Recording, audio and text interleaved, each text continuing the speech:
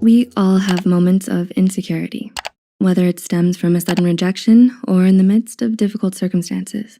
But if your personal insecurities routinely get the best of you, this takes a toll on your emotional and physical well-being in the long run.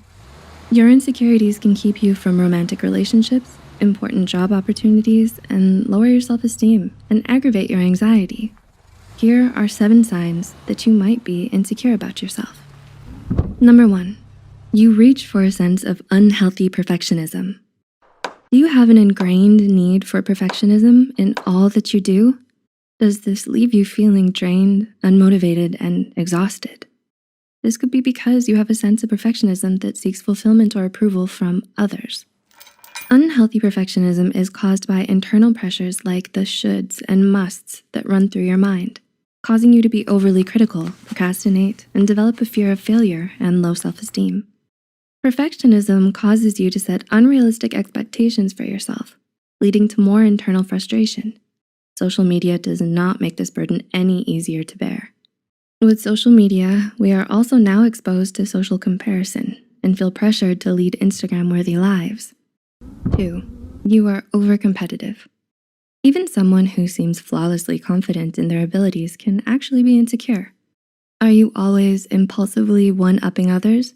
Do you feel superior to others when you do well, but distraught and ashamed when you don't? Your self-esteem could be tied to how others perceive you and your achievements.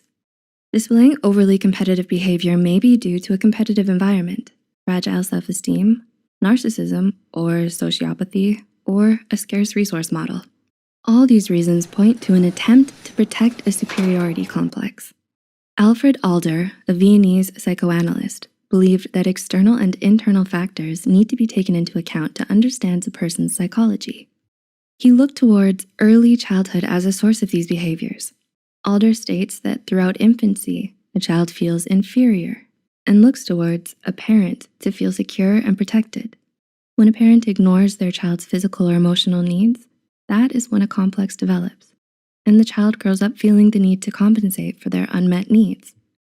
3. You're a people pleaser.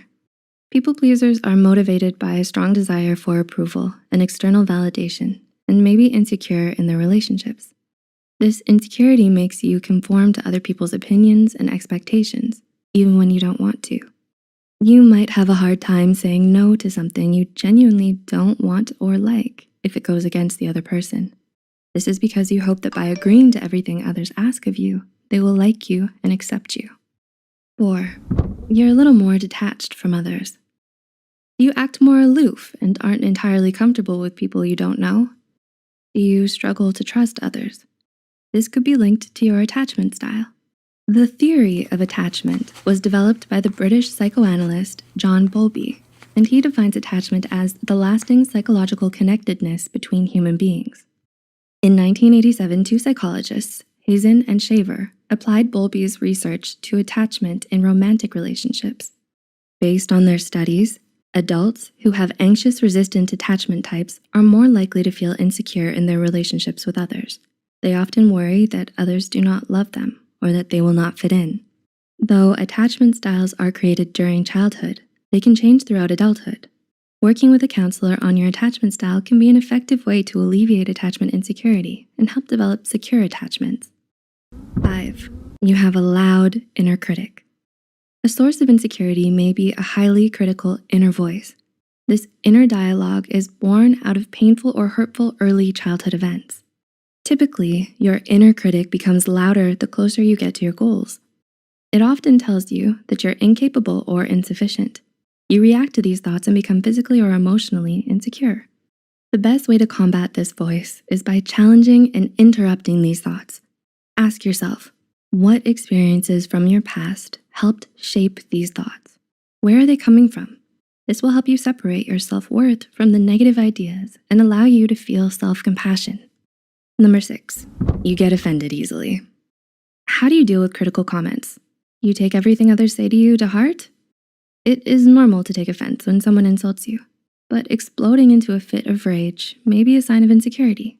This insecurity arises when you attribute what is said about you or your actions as a reflection of your self-worth. A weak sense of self-confidence causes you to become inflamed in the face of criticism and eventually push back, especially if the comment strikes a chord of self-doubt. And 7, you might be too self-aware. Though a healthy sense of self-awareness is good, being too self-aware has its downfalls. When you're overly self-aware, you can second-guess yourself and become too self-conscious. Self-consciousness is a type of insecurity in how we perceive ourselves. People who develop internal self-consciousness have high internal awareness because they know themselves too well. They tend to monitor their thoughts and actions. They also have a tendency to focus on more unpleasant and negative sensations. A negative internal awareness can magnify feelings of stress and anxiety. With an external self-consciousness, people tend to monitor their actions based on how others will perceive them.